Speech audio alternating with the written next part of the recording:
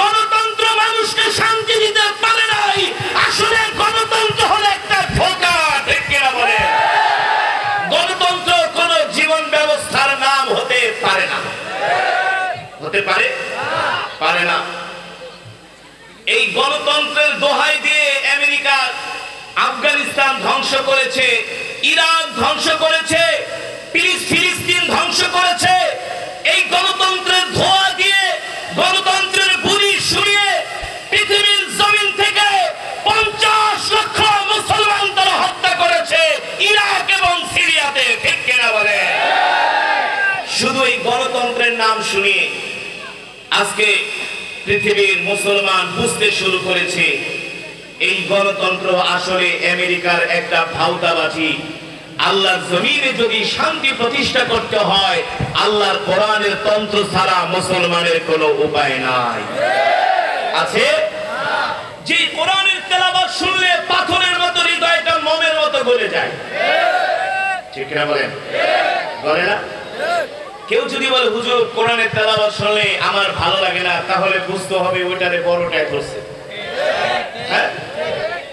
আর যদি বলে কোরআনের তেলাওয়াত শুনলে, কোরআনের বয়ান শুনলে আমি আমার দিলে শান্তি পাই, আমার কলিজা ঠান্ডা হয়, আমি আত্মতৃপ্ত হই, তাহলে বুঝতে হবে আল্লাহর কোরআনের তেলাওয়াত তার হৃদয়কে টাচ করেছে, ঠিক কিনা বলে?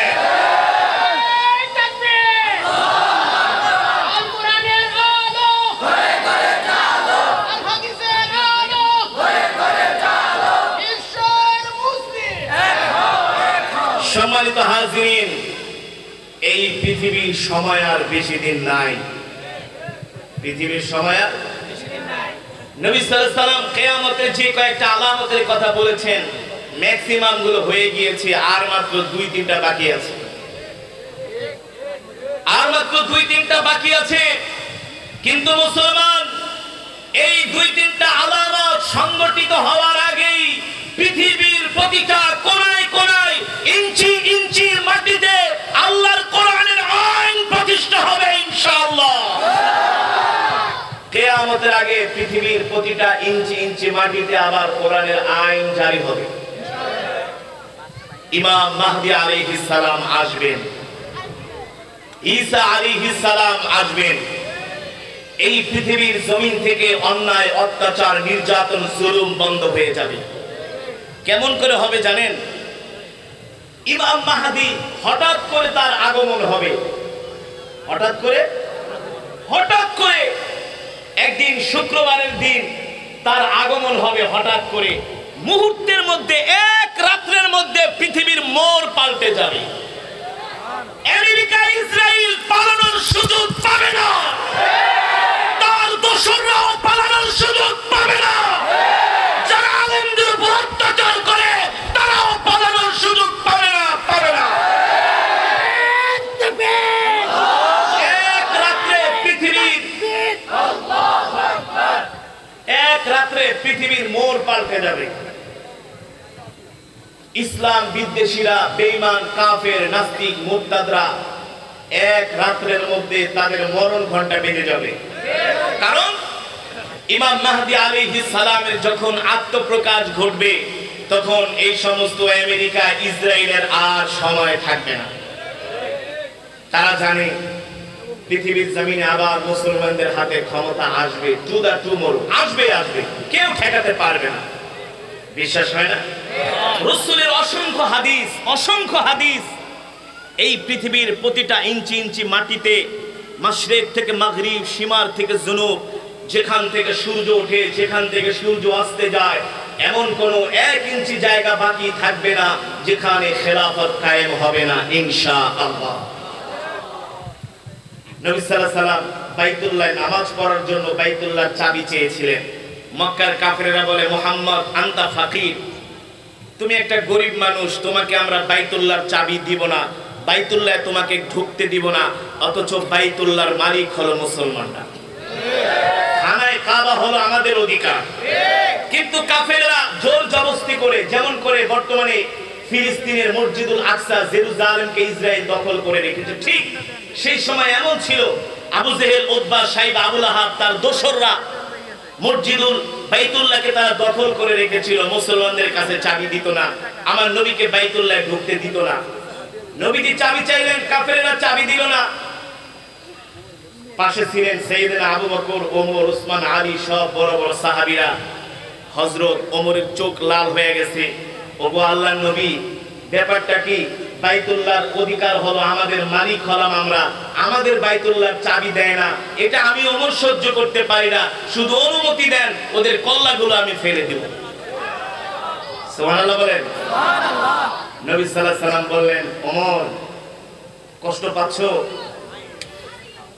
আবু বকর কষ্ট পাচ্ছো? সাহাবীদের চোখে পানি চলে আসলো। কলিজার টুকরা নবীকে বাইতুল্লাহর চাবি দেয় না, এর চেয়ে আর কষ্ট হতে পারে? নবী সাল্লাল্লাহু আলাইহি সাল্লাম সাহাবীদের মনের ভাব বুঝতে পারলেন। মনের ভাব আল্লাহ তাআলা জিবরাইলকে পাঠালেন, ওগো আল্লাহর হাবিব, আপনার সাহাবীদেরকে সান্ত্বনা দেন, নইলে তাদের মন ভেঙে যাবে, তাদের মনোবল তারা হারিয়ে ফেলবে, আপনি তাদেরকে সান্ত্বনা দেন। আলা ইন্না নাসরাল্লাহি করিব, আল্লাহর সাহায্য খুবই নিকটবর্তী। কেমন নিকটবর্তী? অতি নিকটবর্তী, আর বেশি দিন দূরে নয়। শুধু আপনি বাইতুল্লাহর চাবির মালিক হবেন না, আল্লাহ শুধু আপনাকে বাইতুল্লাহর চাবির মালিকই বানাবেন না, আর কিছুদিন পরে এই মক্কার শাসন ক্ষমতা আপনার হাতে আল্লাহ তুলে দিবেন। আল্লাহু আকবার। আপনি হবেন মক্কার প্রেসিডেন্ট, আপনি হবেন শাসক। আপনার কথায় কাফেররা উঠবে বসবে। আজকে যারা আপনাকে বাইতুল্লাহর চাবি দিচ্ছে না, একদিন আপনার ভয়ে ওরা দরজা লাগায় পালায় থাকবে, আর ধরে ধরে টেনে টেনে বের করে সাইজ করবেন। লা তাসরিবা আলাইকুমুল ইয়াউম, নবী সাইজ করে নেই, ক্ষমা করে দিয়েছেন, ঠিক না?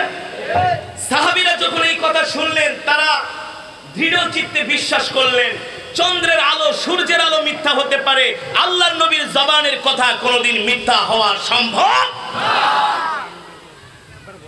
আবু বকর বলে, আল্লাহর নবী বলেন কি? বলে, হ্যাঁ, একটু আগে জিবরাইল আসছে, বলে গেছে আমরা কিছুদিন পরে পুরো মক্কা আমরা শাসন করব। আমরা কি করব? এই সমস্ত আবু জেহেল, কাফের টাফেরদের কোনো সময়ই থাকবে না, ওরা আমাদের ভয় পালায় থাকবে। আল্লাহু আকবার বলেন। অথচ তারা ওই সময় ছিল মক্কার সুপ্রিম পাওয়ার, আবু জেহেল, তাদের ভয়ে সাহাবীরা কথা বলতে পারতেন না। এমন একটা সময় আল্লাহ সুসংবাদ দিলেন, সাহাবীরা দৌড়ে আবু জেহেলের বাড়িতে গেলেন, এই আবু জেহেল, তোর সময় শেষ। এমন একটা হক কথা বলা যায় এখন? বলা যায়? তারাই বলতে পারে যাদের বুকের পাটা আছে, ঈমানি শক্তি আছে। আমরা তো বলছি, সারা বাংলাদেশে বলছি, এমন কোন জায়গা নাই বলছি না জুলুমের শেষ আছে, ঠিক কিনা বলেন? সাহাবীরা বলে, আবু জেহেল, জুলুমের দিন শেষ, তোদের গাঁটি বস্তা রেডি কর, আর বেশি দিন থাকতে পারবি না। আবু জেহেল লাগে কি হইছে? আবার নতুন কি কথা শোনাইলো মোহাম্মদ? তুমি বুঝছি তো, তোমাদের মোহাম্মদ মাঝে মাঝে তোমাদেরকে একটা নতুন নতুন খবর শোনায়, নাউজুবিল্লাহ বলেন। আর তোমরা সেটা এসে আমাদের সাথে লাফালাফি করো। সাহাবীরা বললেন, মুখ সামলায় কথা বল, আল্লাহর পয়গম্বর আমাদের নতুন কথা শোনায় না, যা শোনায় ওমা ইয়ানতিকু আনিল হাওয়া ইন হুয়া ইল্লা ওয়াহয়ুন ইউহা। আমার নবী বানায় বানায় কোনো কথা বলে না, আমার নবী যা বলে সব আল্লাহ তাআলার পক্ষ থেকে বলে। নবীজি বানায় বানায় কিছু বলে না, নবীজি যা বলেন আল্লাহ তাআলার পক্ষ থেকে ওহী, ঠিক কি না বলেন? হ্যাঁ। আবু জেহেলকে এত গরম দেখাইতাছো, আসল ঘটনাটা বলো।